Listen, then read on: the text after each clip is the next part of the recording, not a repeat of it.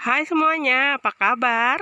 Dari daerah pesisir, Rios Channel hadir untuk menemani teman-teman. Terima kasih sudah klik video ini. Di video kali ini, saya akan membuat kue talam karamel. Kue talam karamel ini rasanya benar-benar enak. Gurihnya santan dan manisnya karamel menghasilkan rasa enak yang unik. Rasa manisnya berbeda, tidak membosankan dan bikin nagih.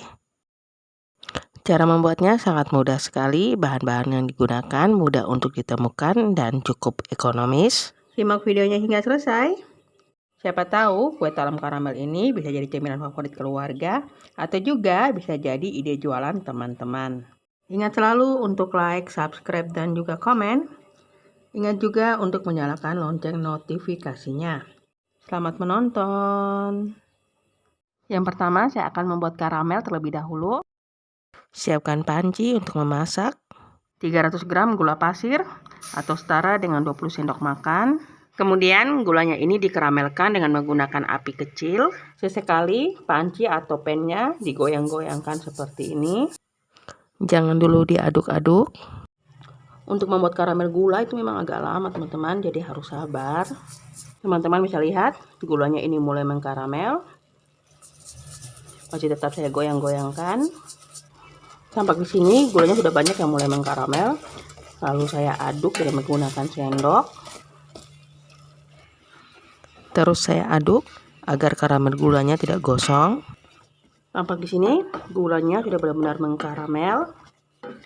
Kemudian saya masukkan 1 liter santan. Masukkan secara perlahan teman-teman.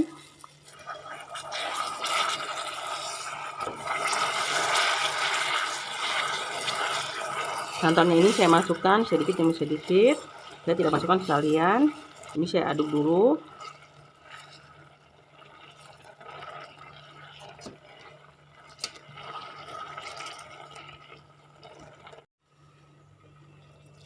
Santan yang saya pakai ini saya ambil dari 1 buah kelapa dari ukuran besar. Santan ini santan kekentalan sedang. Di sini karamelnya dia masih mengendap di dasar panci teman-teman. Jadi diaduk secara perlahan saja.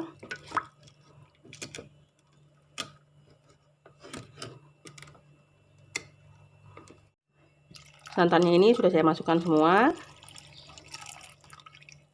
Tambahkan 1 lembar daun pandan yang sudah disimpul. Di tahap ini saya masih tetap menggunakan api kecil. Kalau karamelnya dia masih mengendap di dasar panci, itu tidak apa-apa, terus saja diaduk. Nanti lama-lama karamelnya dia akan larut juga dengan santannya. Santan karamelnya ini sudah jadi. Karamelnya sudah larut, tidak ada lagi karamel gula yang mengendap atau bergerak di dasar panci. Tampak di sini karamel santannya juga dia sudah mendidih. Selanjutnya matikan kompor. Pancinya ini diangkat dan santan karamelnya ini akan saya dinginkan. Selanjutnya siapkan baskom atau wadah bersih. 1 butir telur utuh. Setengah sendok makan garam. Vanili cair kurang lebih setengah sendok makan. 2 saset susu kental manis coklat. Kalau teman-teman mau pakai 1 saset saja juga bisa. Semuanya ini saya kocok terlebih dahulu. Kemudian 300 gram tepung terigu protein sedang atau setara dengan 30 sendok makan cembung seperti ini. Saya masukkan ke dalam wadah. 2 sendok makan cembung tepung tapioka atau setara dengan 20 gram. Kemudian saya masukkan santan karamel yang sudah dingin. Saya masukkan secara bertahap atau sedikit demi sedikit. Saya masukkan secara bertahap agar dia punya adonan ini mudah tercampur dengan rata. Saya masukkan lagi santan karamelnya. Diaduk kembali.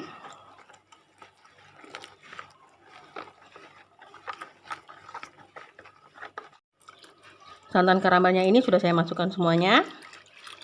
Diaduk kembali hingga adonannya halus dan tidak ada adonan yang bergerindil atau menggumpal. Adonannya ini sudah jadi teman-teman. Di sini sudah saya siapkan loyang dengan ukuran 22 x 22 cm dengan tinggi 8 cm. Pastikan loyangnya ini sudah diolesi secara merata dengan minyak goreng, baik bagian dasar loyang dan juga pinggirannya. Di sini saya juga sudah mempersiapkan panci kukusan. Tampak di sini air di dalam panci kukusan dia sudah mendidih dan beruap banyak. Kemudian saya letakkan loyang terlebih dahulu di dalam panci. Sebelum digunakan, sebaiknya adonannya ini diaduk-aduk terlebih dahulu agar tidak ada bahan yang mengendap di dasar wadah. Lalu tuangkan adonan ke dalam loyang.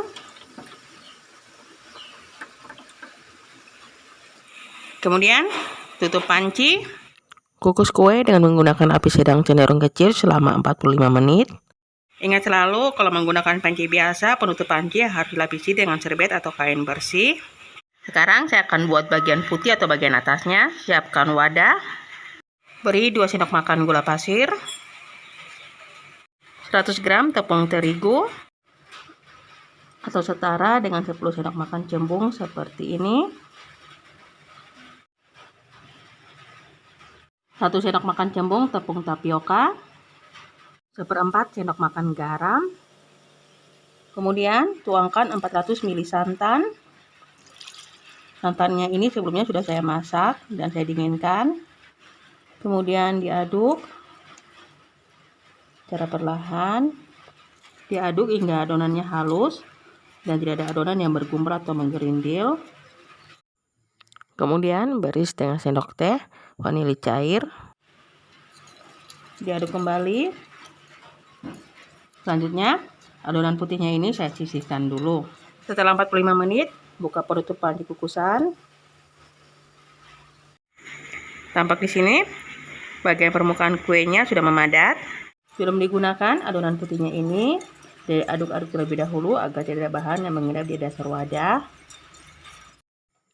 Kemudian tuang adonan putih ke bagian atas kue. Tutup pancinya kembali. Kukus kembali selama 20 menit. Setelah 20 menit kedua, buka penutup panci kukusan. Tampak di sini bagian permukaan kuenya sudah memadat. Untuk memastikan apakah kuenya ini dia sudah matang hingga ke dalam, saya akan lakukan tes tusuk. Bisa dilihat tidak ada adonan yang menempel. Itu berarti kuenya sudah matang. Selanjutnya saya akan keluarkan kue dari panci kukusan. Kuenya ini sudah saya keluarkan dari panci kukusan dan juga kuenya ini sudah dalam keadaan dingin. Sebelum dikeluarkan dari loyang, pinggirannya ini disisir dulu.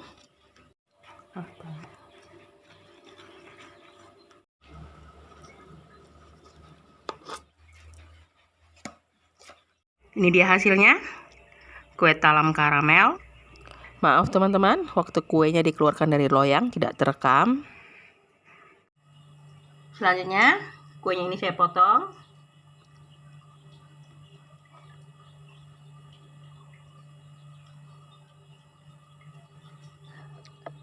Ketika dipotong kayak gini, kuenya terasa lembut.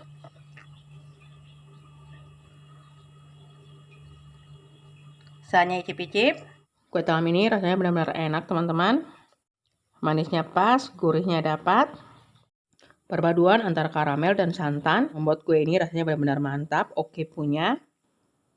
Tidak membosankan dan bikin lagi. Selain itu, tekstur kuenya juga lembut dan sedikit kenyal. Patut dicoba di rumah karena cara membuatnya sangat mudah sekali. Bahan-bahan yang digunakan pun mudah untuk ditemukan dan cukup murah meriah. Terima kasih telah menonton video Reels hingga selesai. Ingat selalu untuk like, subscribe, dan juga komen. Ingat juga untuk menyalakan lonceng notifikasinya. Semoga bermanfaat. Sampai jumpa di video-video Reels berikutnya.